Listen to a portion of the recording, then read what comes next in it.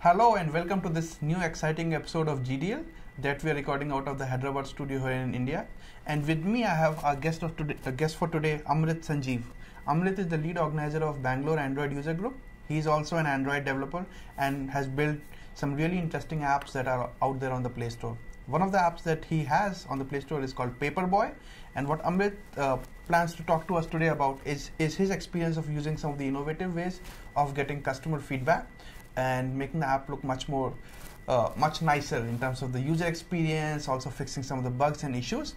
So before we get started, Amrit, why don't you quickly introduce yourself to the users in a little bit more detail and talk about your app that you have been working on and what are the things that you use, the innovative channels. Sure.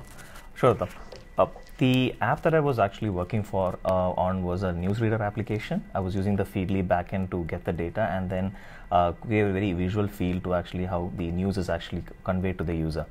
One of the things that I wanted to work really hard on was the user experience of the app, and wanted to get a lot more feedback on the application from the general community. For doing that, I used 3 channels. One is the in-app feedback channel.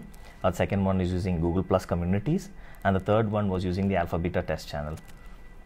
Okay, that's interesting. Yeah. So this in-app feedback thing that you talked about, so how did it really work? Where was the user giving the feedback, at what stage, and how were you collecting that feedback? And then how did you use that in your development cycle? Okay, so from an in-app feedback perspective, the end in-app feedback model was to have the user allow the user to give feedback from within the app itself, so that he's within the context. The result is much more faster, and you don't get premature negative ratings for the app.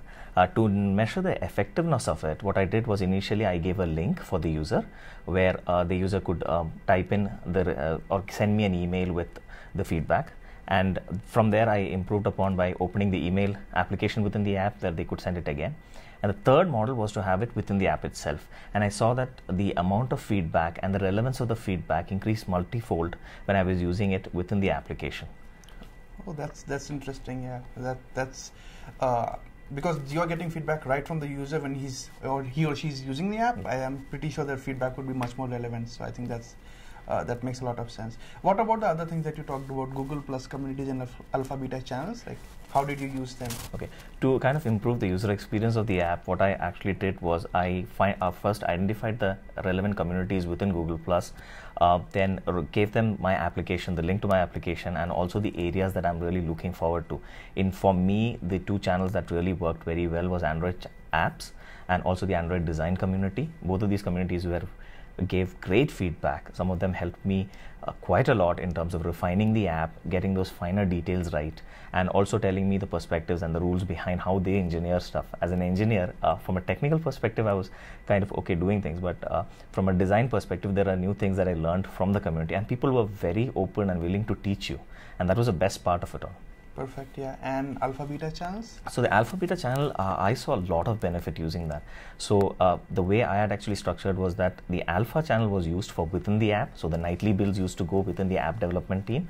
And the beta channel was used for a demography of users that I had actually chosen based on different age groups, different devices that they had, their reading patterns and things like that, so that I had a very varied set of users within the beta community. So you release a stable version to the beta community, they would actually test the app and give you feedback on it, things where they have to improve before you hit the main market where it's open for everybody.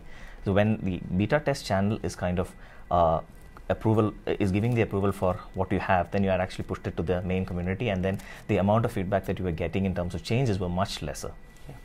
Yeah, that makes a lot of sense. So using all these 3 things that you described right now, what kind of impact that it had on your app? Did it improve the ratings that you were getting from the users? Did it impact the downloads? What kind of impact you saw?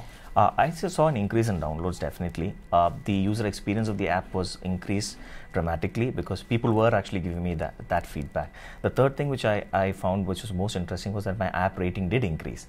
And in that, the most impactful or the most interesting thing has been the fact that people who were actually giving me a 3 stars then went ahead and changed it because I was getting enough feedback and I was communicating it back to them. And every time there was a change or an improvement or the feature they requested has come in, I was able to communicate it back directly into their app.